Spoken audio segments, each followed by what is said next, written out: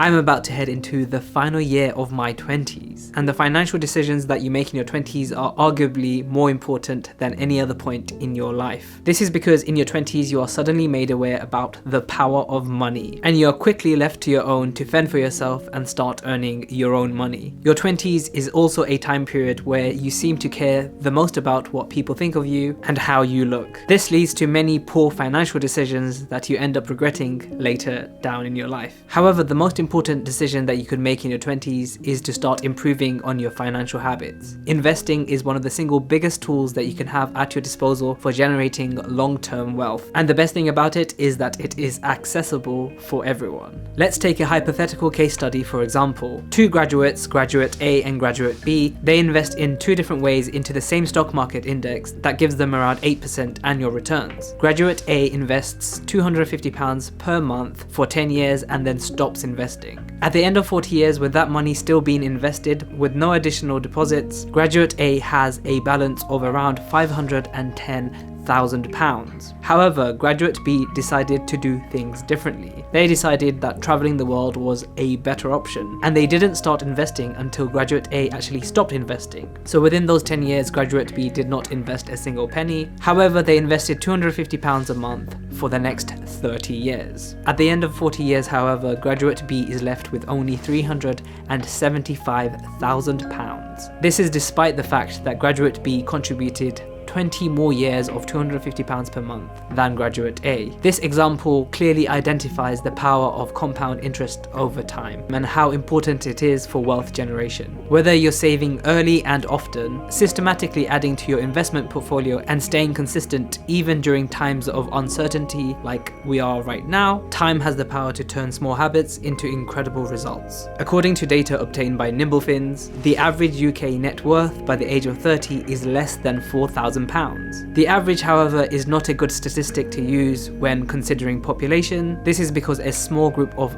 ultra wealthy people are bringing that average right up. The median net financial wealth for under 30s in the UK is actually minus £100. This probably means that you're doing better than you think you are. But what can you do in your 20s to put yourself in a better financial position later down in life? The best thing that you can do is to better your understanding about savings and investments. Sometimes saving for shorter term goals, less than 5 years, can be better left in cash rather than being invested into the stock market. Market volatility is unavoidable. It's the cost of higher expected returns in stocks compared to bonds or cash. Sometimes it can be unwise to accept the risk of the stock market for the short term because there's not enough time for the stocks to recover. While saving for short term goals should be in cash, a mixture of stocks and bonds are essential in growing your wealth to fund long-term goals such as retirement and even buying a house. If your portfolio lacks sufficient exposure to riskier assets such as stocks, then you may not generate enough returns to meet long-term goals. A portfolio that doesn't take enough risk will also require an unrealistic savings rate relative to the cash flow. This means understanding more about how the stock market works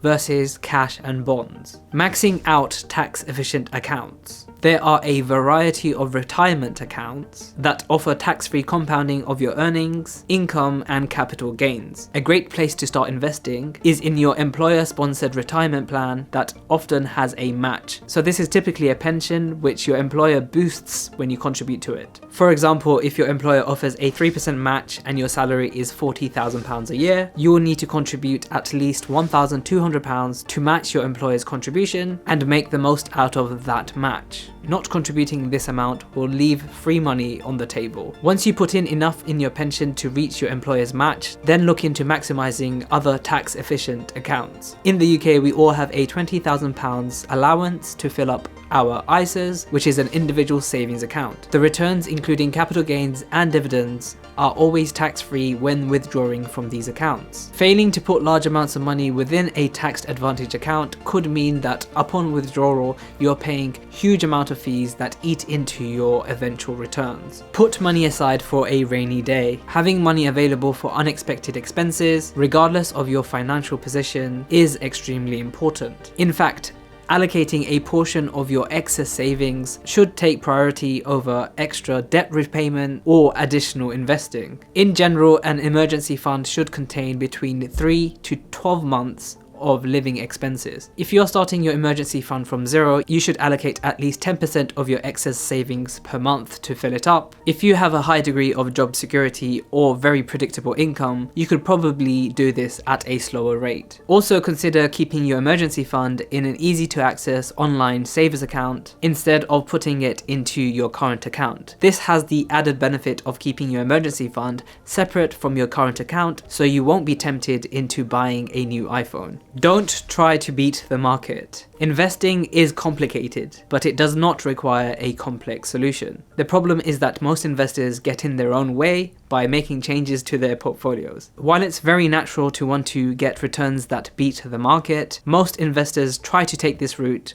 whilst fiercely underestimating the competition that they face for superior gains. There is an overwhelming amount of data that shows individual investors and professionals that fail to beat the market year after year. However, don't take that as a reason to not invest. However, all this data just points towards the fact that a passive investing strategy could be your ticket to long-term success. For example, investing in a global index or something like the S&P 500 could be a great passive investment strategy, as the S&P 500 has historically yielded an annual average rate of return of 9.82% since its inception back in 1928. And finally, make it automatic. Finances have a tricky way of getting more complex as we age. However, putting your savings, bills, and investments on autopilot can really help simplify all these things. For your investments, automating a dollar cost average plan removes the need to determine the best time to invest by regularly contributing a set amount to your portfolio. For example, you can automate a contribution of £1,000 per month at the 28th of each month.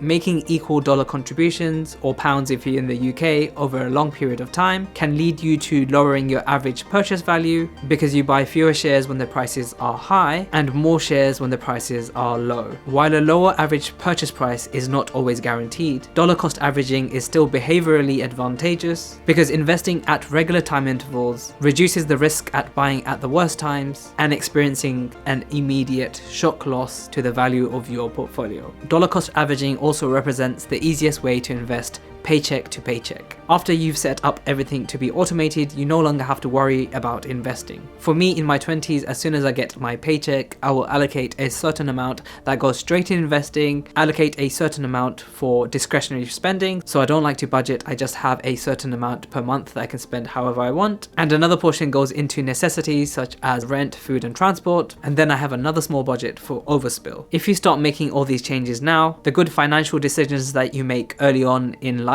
will have more time to compound in your favor and increase your chance of financial success in the future. Make sure to check out some of my other videos and I will see you in the next video.